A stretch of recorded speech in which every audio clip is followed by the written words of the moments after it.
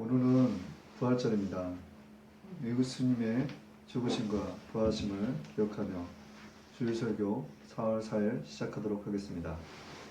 합독하실 성경 본문 말씀은 이사야서 53장 이것을 쫙쫙 찾아야 되는. 이사야서 53장 5절에서 7절입니다. 이사야서 53장 5절에서 7절입니다.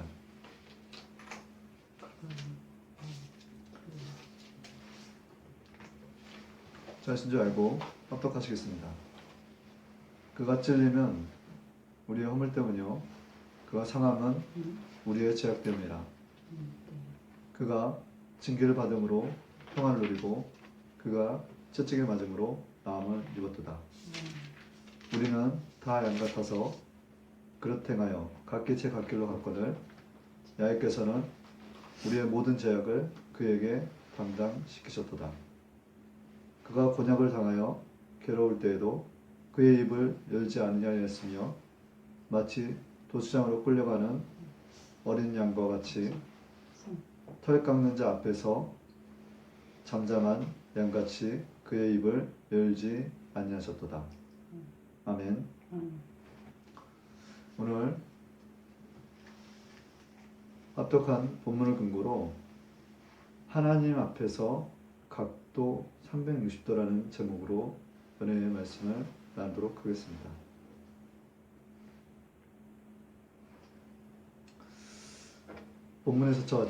본문에서 같이 우리는 하나님 앞에 너무 감사할 게 너무 많습니다.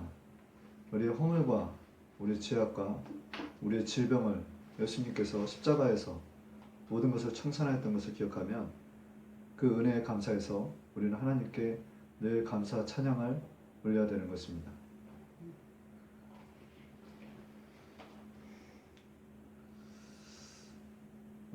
첫 번째, 우리 삶 가운데서 말씀 장막과 성령의 장막에 거해야 된다는 말씀으로 은혜의 말씀을 나누도록 하겠습니다.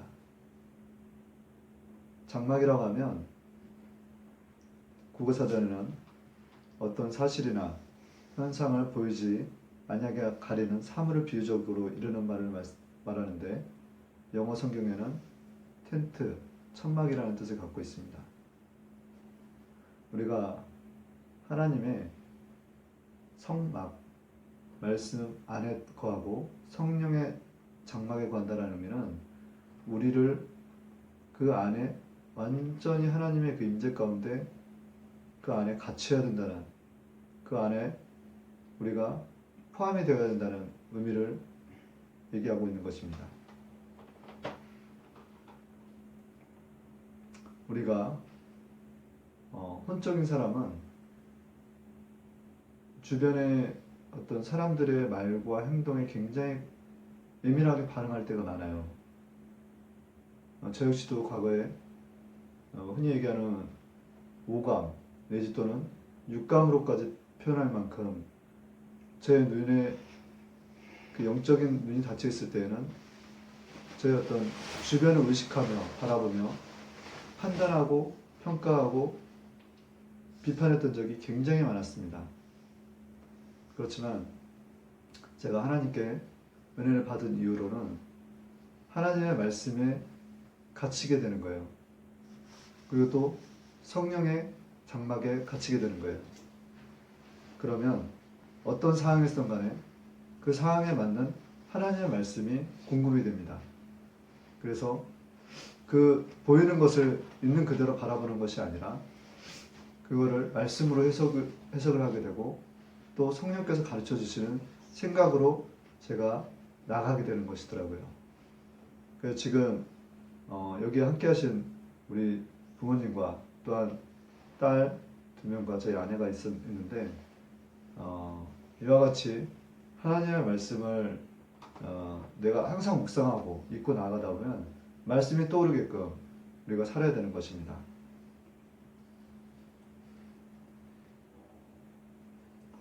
요한복음 14장 26절에는 보혜사 곧 너희 아버지께서 내 이름으로 보내실 성령 그가 너희에게 모든 것을 가르치시고 내가 너희에게 말한 모든 것을 생각나게 하리라.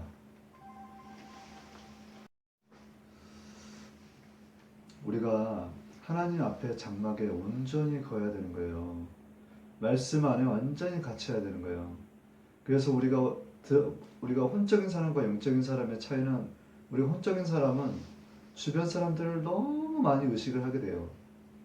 그럼 영적인 사람은 어떠냐면 하나님의 말씀 가운데 거하기 때문에 그 어떤 상황에서도 하나님의 말씀이 저희에게 주어짐으로 말미암아 그 말씀으로 대처하게 되더라는 거예요. 성령께서 깨닫게 해주시는 거죠. 그래서 요한복음 14장 26절에는 보혜사 곧 너희 아버지께서 내 이름으로 보내신 성령 그가 너희에게 모든 것을 가르치시고 내가 너희에게 말한 모든 것을 생각나게 하리라.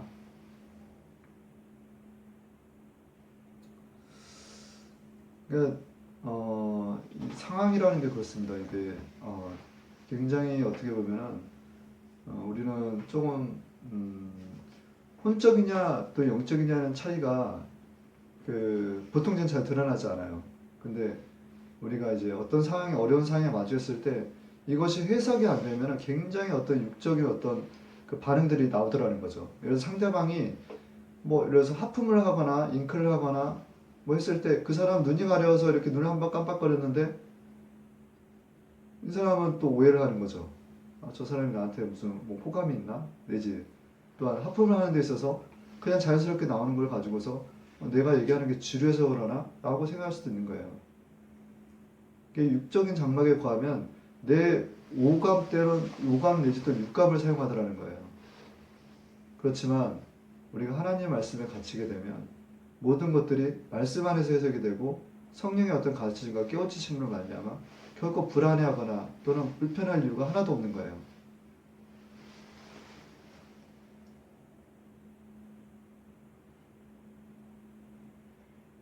두 번째는 경건의 능력을 인정하는 자가 되자라는 제목으로 말씀드리도록 하겠습니다.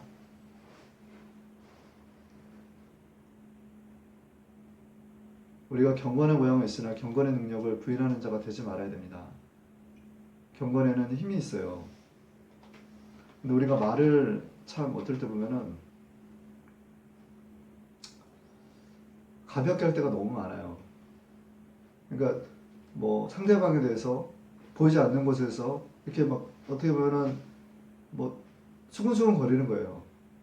근데 그 수근수근 거리는 게 저 사람은 지금 내 얘기를 듣지 않을 것이다 라는 생각 가운데서 저 사람에 대해서 여러 가지 안 좋은 판단과 비판과 또 정죄함이 가득하다라는 거예요. 근데 성경에서는 말씀하시는 게 누가복음 12장 3절에 너희가 어두운 데서 말한 모든 것이 광명한 데서 들리고 너희가 골방에서 귀에 대고 말한 것이 지붕 위에 전파됩니다. 또한 지나가는 새와 날아가는 새와 지나가는 짐승이 그 말을 전한다라는 거예요. 디모데후서 4장 3절과 4절에서는 기가 가려워서 자기의 사역을 따를 스승을 많이 두고 또 그 길을 진리에서 돌이켜 허탄한 이야기를 따르니라. 바른 교훈을 받지 않냐고 기가 가려워서 스승을 많이 둔다라는 얘기예요.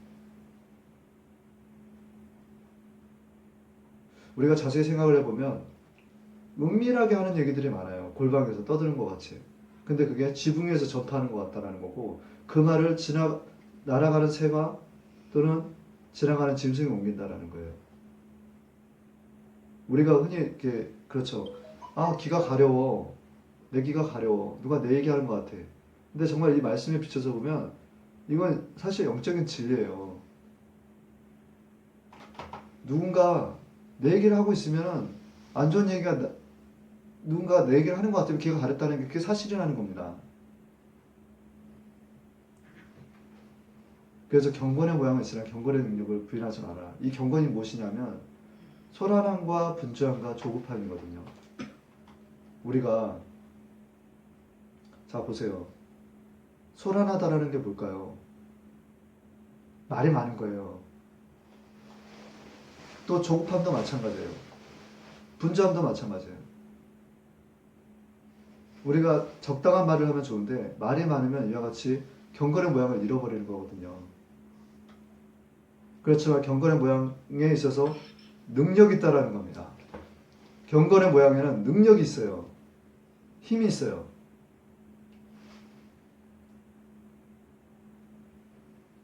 예수님께서 이사야서 그 53장 5절에서 7절의 그 말씀처럼 그가 질고를 당하면서도 그 입을 열지 않았다는 거예요. 소리를 내지 않았다는 거예요.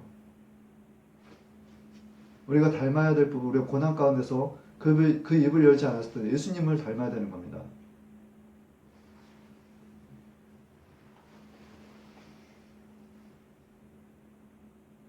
세 번째, 우리가 내 영혼이 잘 되어야 한다는 것입니다. 이렇게 우리가 말씀 텐트 안에 성령의 장막 그 텐트 안에 거하면 우리가 하나님 말씀대로 살게 돼요. 근데 우리가 말씀대로 살면 뭐가 잘 되냐면 내 영혼이 잘 되는 거예요. 첫째가 내 영혼이 잘 돼야 되는 거예요. 요한3서 1절에서 2절에는 사랑하는 자여 내 영혼이 잘 된 것 같이 범사가 잘 되고 강건할지어다 이렇게 말씀하고 계시죠. 일상에서 우리가 보세요. 가까이 있지만 내 부모에게 공경하라. 또 내 이웃을 사랑하라. 내 직장의 동료 또 상사를 뭐냐면 죽게 대하듯이 하라. 내 원수를 사랑하라. 이 말씀은 실천하기 어려운 여러 가지 상황들이 있음에도 불구하고 내 영혼이 잘 되기 위해서 우리가 그 말씀대로 사는 것입니다. 그러면 우리가 말씀대로 살 때 내 영혼이 잘 될 때는 하나님의 관계가 회복이 되는 거예요. 그 다음에 범사가 잘 되고 강건해지는 겁니다. 순서는 내 영혼이 먼저 잘 되어야 되는 거예요.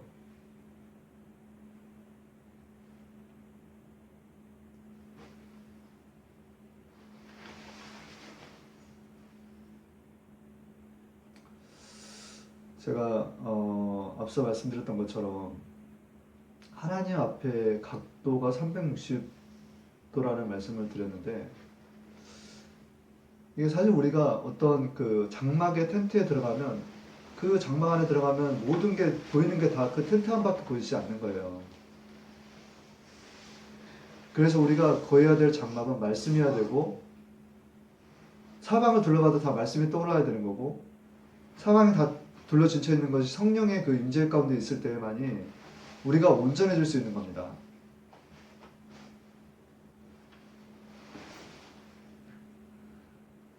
제가 일주일간의 삶을 자세히 또 이렇게 돌아보면 어떤 말씀을 주셨냐면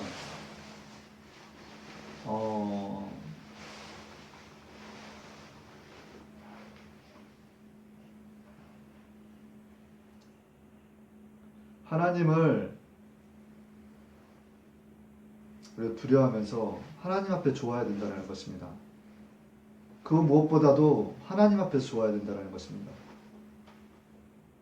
우리는 여러 가지 모양을 하고 있어요. 사실 하나님 앞에서라고 하지만 여러 가지 모양을 할 수 있어요.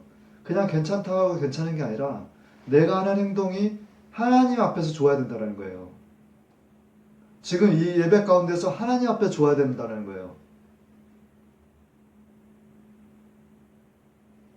내가 어떤 행동을 하거나 무슨 선행을 하더라도 이것이 하나님 앞에 좋아야 된다는 거예요.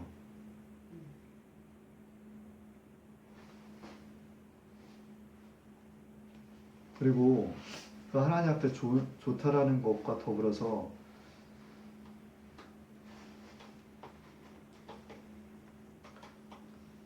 정말 제가 이제 여기 계신 분들한테 말씀드리고 싶은 건 뭐냐면 하나님을 두려워해야 된다는 것입니다. 정말 두려워해야 돼요. 우리가 대충 어떤 상황이든 간에 내 양심이 이렇게 어느 정도는 이 정도는 괜찮지 라는 생각들을 많이 하죠. 실제 제가 사회생활을 하다 보니까 그런 생각들이 많이 들어요. 이 정도면 하나님께서 내 모습을 보고 긍휼히 여기실 거야. 불쌍히 여기실 거야. 그렇지만 하나님 보시기에 정말 그렇게 살지 않기를 원하실 때가 많더라는 거예요. 근데 그게 자꾸 쌓이잖아요. 그럼 하나님께서 버리실 수도 있어요. 무서워해야 되는 거예요. 하나님을 두려워해야 된다는 겁니다.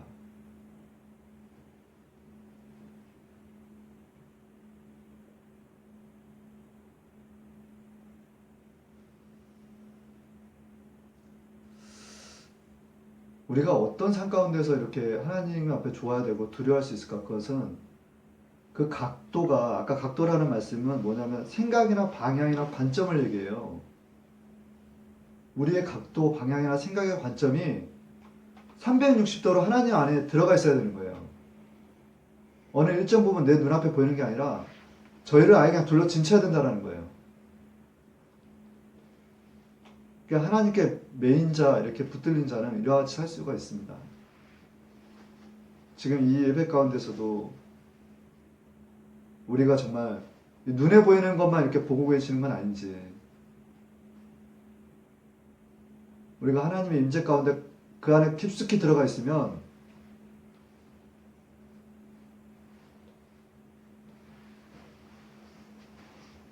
예수님을 깊이 묵상할 수가 있는 것이고 또 나아갈 수가 있는 거예요.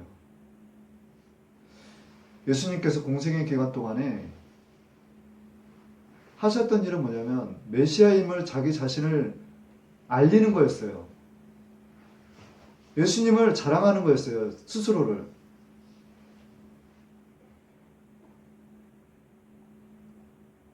누구와 함께 하셨냐면 성령님과 함께 하셨던 거예요. 예수님 또한. 그럼 저희는 어떻게 해야 되느냐? 죽으시고 부활하신 그 예수님을 우리가 잘 전해야 되는 것입니다. 우리 힘으로 전하는 게 아니라 성령님을 의지해서 전해야 되는 거예요. 자, 보세요. 예수님을 전하는 거예요. 예수님 자신도 자신을 알리셨던 거예요.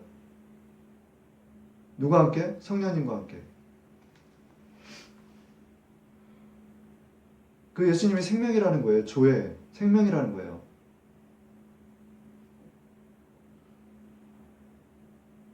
우리가 그 예수님을 밖으로 잘 전해야 돼요. 예수님은 죽으시고 부활하실 것을 아셨죠. 그래서 믿기만 해라. 구원받는다는 거예요. 근데 우리가 일상생활에서 예수님을 전할 때 어떻습니까? 우리 힘으로 전하기가 쉽지가 않아요. 우리가 성령의 장막과 말씀의 장막 가운데 완전히 매지 않으면 전하기가 쉽지가 않은 거예요. 오늘은 부활절이에요. 그냥 일반적인 의미의 주일이 아니라 예수님이 죽으시고 부활하시는 그 기념하여 그 날을 부활절이라고 한 것처럼 저희들이 예수님을 깊이 묵상하고 나가는 자들이 되기를 소원합니다. 예수님의 이름으로 4월 4일 부활절 예배를 마치도록 하겠습니다.